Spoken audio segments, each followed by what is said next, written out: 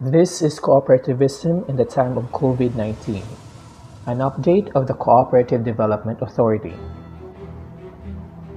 On March 8, 2020, after the pandemic caused by coronavirus disease 2019 or COVID-19 hit the country, President Rodrigo Roa Duterte issued Proclamation No. 922 declaring a state of public health emergency throughout the Philippines, where all government agencies and LGUs are enjoined to render full assistance and cooperation and mobilize the necessary resources to undertake critical, urgent, and appropriate response and measures in a timely manner to curtail and eliminate the COVID-19 threat. CDA then responded to the said proclamation. Memorandum Circular Number 2020-03 was issued with the subject Regulatory Relief for Cooperatives in view of Proclamation No. 922. In the said memo, cooperatives are allowed to postpone their scheduled General Assembly meeting and election of officers for a period of 3 months.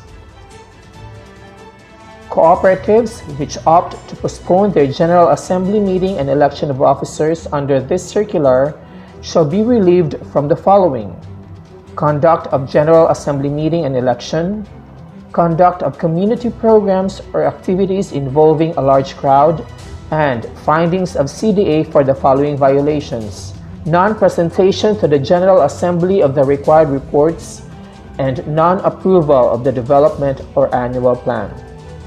Land, domestic air and domestic sea travel to and from Metro Manila shall be suspended beginning March 15, 2020 and to end on April 14. On March 12th, the President ordered lockdown of Metro Manila. On March 17th, CDA designed alternative work arrangements to offices across the country, from skeletal workforce, 4-day work week, to work from home. Movement shall be limited to accessing basic necessities. Provision for food and essential health services shall be regulated. And there will be heightened presence of uniformed personnel to enforce quarantine procedures. After the declaration of enhanced community quarantine in the entire Luzon, Memorandum Circular 2020-04 was then issued on March 23rd, amending the previously released MC. Deadline for submission of reports is extended until June 15th, 2020. As part of the requirements, cooperatives must inform CDA regarding the postponement of their General Assembly. For convenience, email addresses of the central and extension offices were also provided for them to send their letters electronically. On March 18th, a memorandum was issued to extend cooperative name reservation. Application for registration of cooperatives which name reservations have expired or will expire on or before April 12, 2020 will still be accepted even after the said date. On March 20th, to avoid health hazards, a memorandum was issued instructing all CDA central and regional offices to adopt a work-at-home arrangement for all the employees, including job order and contract of service personnel.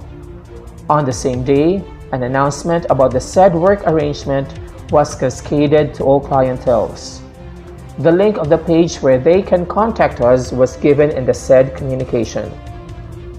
Executive Director Ray Elevazo reiterated this work arrangement through another memorandum dated March 23, 2020. On the same date, CDA Board Member and Oversight for Agriculture Cluster Assistant Secretary Virgilio R. Lazaga issued an open letter to agriculture cooperatives and cooperatives engaged in agriculture, proposing to make the agricultural products available online at affordable and reasonable prices for domestic consumption. This aims to provide assurance of food availability for all Filipinos. On March 26th, a memorandum was sent to all cooperatives regarding the utilization of Community Development Fund or CDF, Optional Fund, General Reserve Fund or GRF, and release of interest on share capital and patronage refund or ISCPR, loans, and other assistance to cooperative members. This aims to provide financial aid to the members of the cooperatives. On April 1st, 2020, Republic Act No. 11469, otherwise known as the Bayanihan to Heal as One Act, was approved and immediately taken into effect.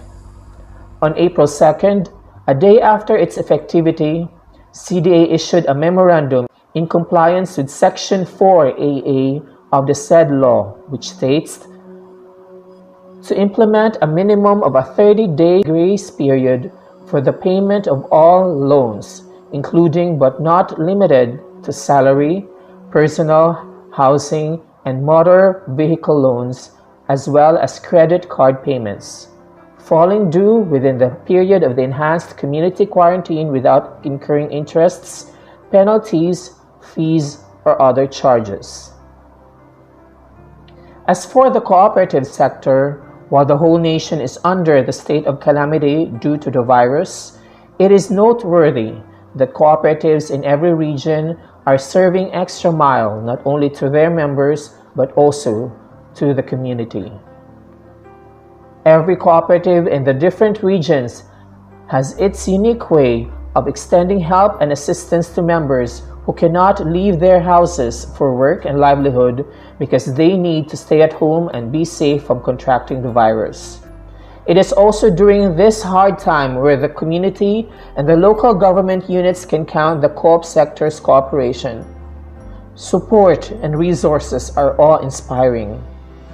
Truly, the spirit and value of Bayanihan lives within the cooperative movement amidst this distress. Aside from opening their service centers for loan availment of and providing assistance in cash and kind to their members, the cooperatives have also extended their help to the communities. Some gave multivitamins to the dedicated men and women frontliners as a way of extending their appreciation. There were also those who handed over a small amount of money, the co-op's own products such as groceries and snacks, meat, agricultural products, and prepared meals for frontliners such as barangay health workers, hospital workers, and the members of the armed forces. While other cooperatives donated chlorine, others have provided free sanitation and disinfection services to their communities. They ensure that there will be continuous supply of rice, fresh vegetables and fruits, meat, fish, and other basic necessities and other agricultural products by opening their business centers. Others have innovated their services by bringing the goods to the people via mobile market or having the grocery items delivered right at their doorsteps. A number of cooperatives donated to LGUs via cash or agricultural products. Because personal protective equipment are scarce, some cooperatives took the initiative of sewing PPEs and have them distributed to hospitals. Health frontliners are also given free transportation to and fro the hospitals. Cooperatives in hospital assisted in thermal scanning and getting the statistics of travel history of the residents. Others helped with information drive via distributing leaflets or posting tarpaulins about the pandemic.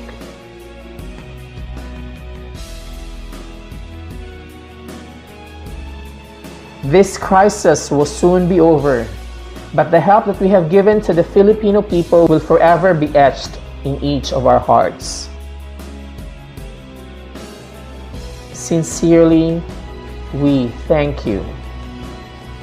As the cooperative pledge says, alone I am weak, but with others I am strong. Let us work together, and as one country, we heal as one.